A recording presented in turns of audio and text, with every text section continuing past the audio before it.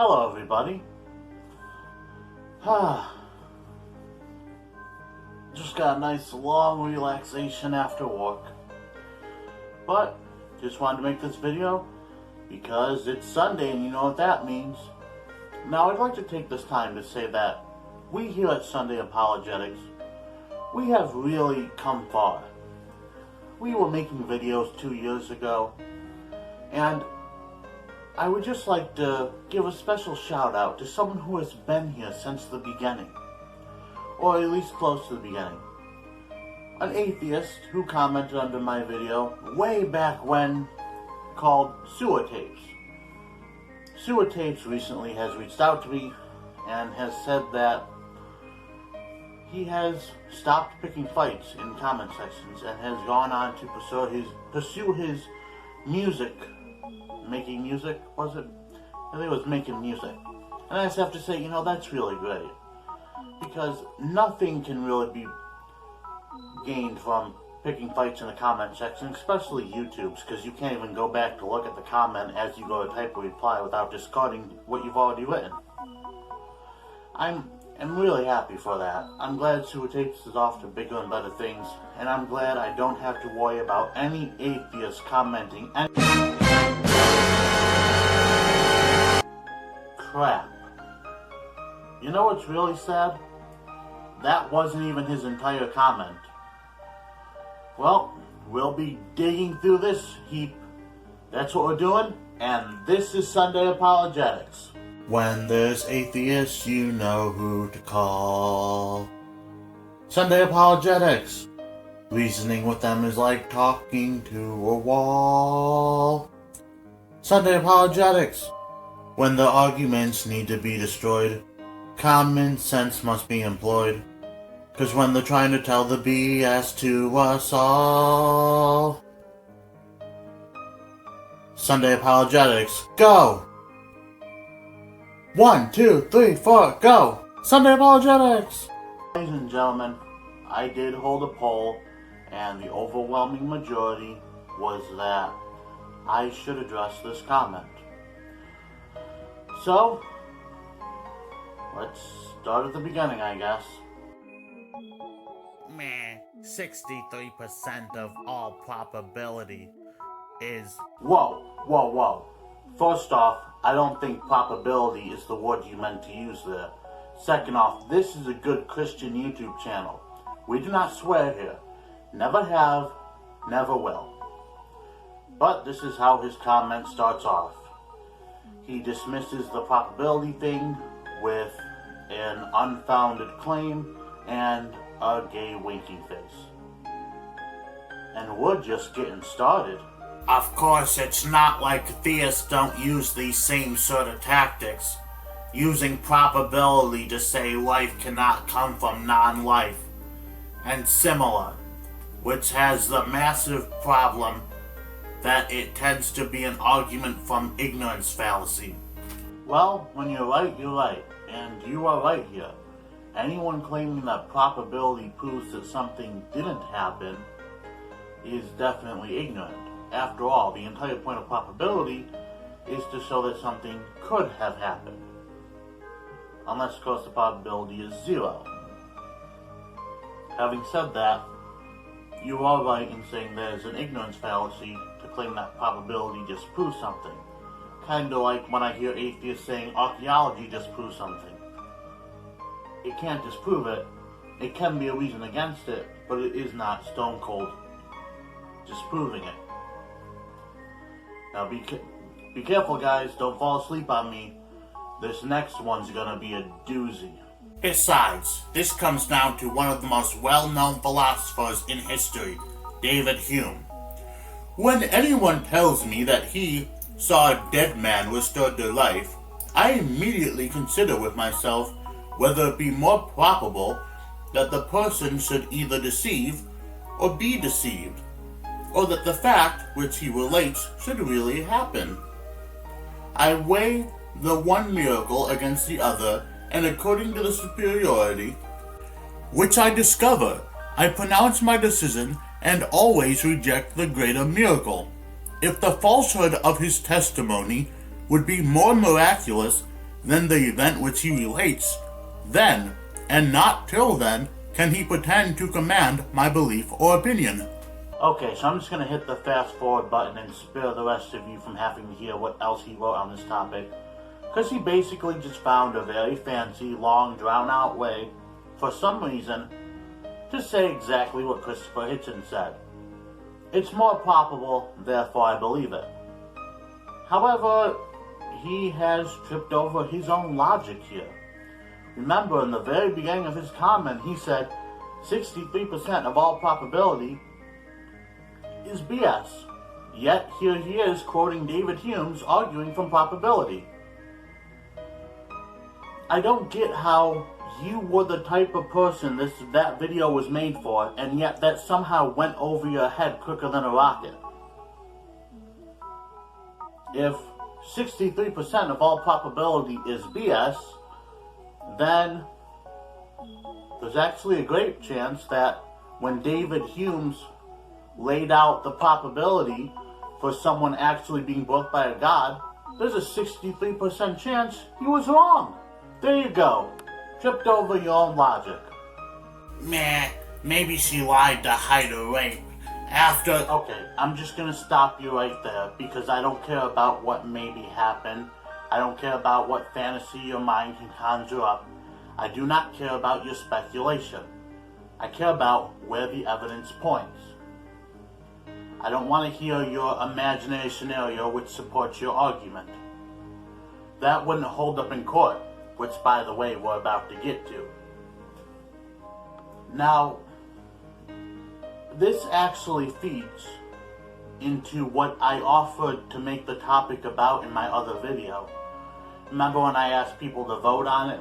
There are many people that brought up the rape laws in Deuteronomy, and nobody seems to want to hear it, because I've held it 3 times. 3 times people could vote on it, but everyone wants to hear something else. They all, for some reason, thought your reply was a lot more important. So, yeah, feel free to vote on it. I could definitely talk more about the rape laws in Deuteronomy. Whether an infinite regress is a problem or not depends on other things. Sure, whatever. What assumptions did you make for this calculation? Huh? Oh, I'm sorry. I'm just trying to look up the word for somebody who hides the true feelings behind a smile. I forgot it. There is a word for that, though. I'll look it up later. Either way, seriously, dude, you are 0 for 4 at this point in time. You dismissed my claim about probability. You then went on to quote someone about probability after you discredited probabilities. You then brought up the possibility of something like that alone makes it some valid argument. And now here you are asking me what calculations I did. I didn't do jack. What assumptions I did? You don't use assumptions in calculations, first off. Second, in that video, I gave 2 sources. You're quoting me in your comment, and yet somehow I still don't think you watched the video. Are you just incompetent? Can you not go watch ASAP Sciences or look up that doctor that did the 63% probability? I mean, I can tell by your comment you weren't that bright, but come on, Google? Tell you what, because I'm a nice guy, and it is Sunday, and I shall be merciful, I'll put it in the comment section, or the description. That way, you can look it up there. You do know how to look in the description of a video, right? Great, now you have your little brother crying. You know he's prone to falling, so maybe there's that. You also have someone else, second-hand tale, known as hearsay in court. I would hope you, like effectively all courts, would reject this. And yet that's pretty much the Dude, you cannot be this stupid. Okay, I'm gonna go ahead and I'm gonna say it. You didn't watch my video. There's a difference between watching something and glancing at a video.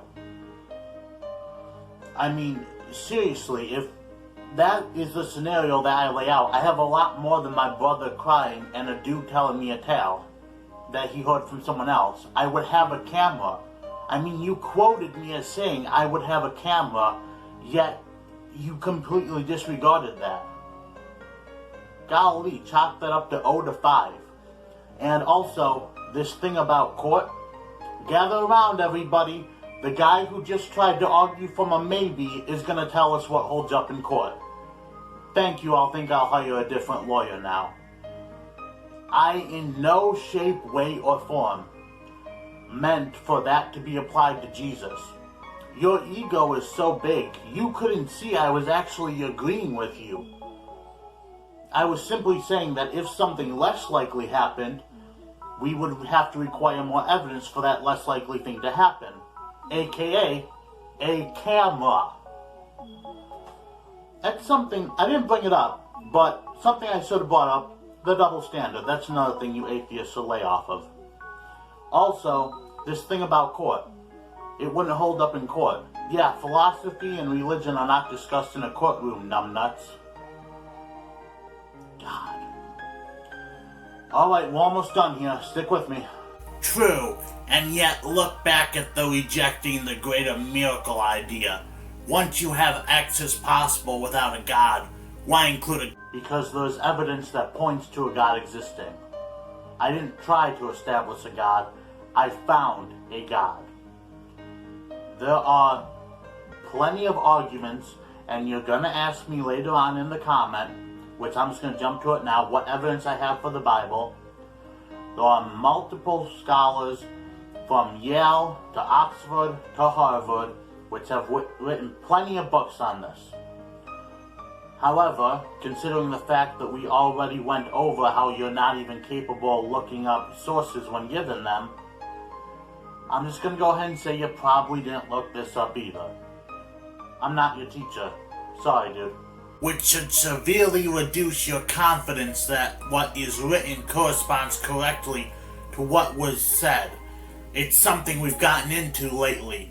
Communicating word for word instead of general ideas, because those sort of translations can cause a massive distinction between what was said. No, not really. Unless, of course, you're having some complete idiot write things down for you. For example, if I was to have you write something down for me, I would definitely want to double check it, because I don't think you're very good at comprehending what I try to say to you. If, however, I was to have an ancient scribe that was actually good and could write things down, well, there you go. As long as they can keep the actual message intact and be trusted to do the job of writing the message, which they are scribes, so I'm guessing probably they can, then there's no real problem here. Also, you included a funny little poem at the end of this section of your comment, which is funny, but not evidence. Also, it's a false equivocation because nobody's writing anything down in it. People like you are how we get... Now, I did skim over, for the sake of time, some of what you had to say. The thing about squaring up what happened with Jesus' birth the rest of his life. I was just basically saying you can't continue to just claim it was all to cover up an affair or a rape, because once you go down Jesus' life, you're going to find some very interesting things that are not so simply explained away by he was just a preacher and his mother lied to cover up an affair. Also, you brought up something about comparing evidence and seeing if evidence is strong and outweighs. Yeah, you kind of just took a really, really long time to say that. But there is one part of your comment I wanted to address. One last part, and this one was my favorite. A practice used by people, of which atheists are a part of, as are theists. Oh, jeez. As for the bit about David Wood being a philosopher, I think it depends a lot on income survival. Similarly, David Wood has produced almost nothing in the field of philosophy. So while he can do so, use it or lose it. This is actually my favorite part of your comment, because the entire time I was reading your comment, I was asking myself, what on God green earth happened to your brain? I'm sorry, I just had to spend so much time taking that section of your comment in that it is now the next morning, because I truly could not believe what I have just heard. David Wood, to my knowledge, has not written a book. He has, however, made well over 1,000 videos teaching philosophy to those who otherwise would not have known it, both religious and political. He also has amassed a group of people to help him translate his videos into an entirely different language so that people who otherwise would not be able to understand him can understand him. He has also gotten a band of people together to help him build, as he calls it, the apologetic empire, to bring philosophy to people who, because of where they live, would not have otherwise gotten it.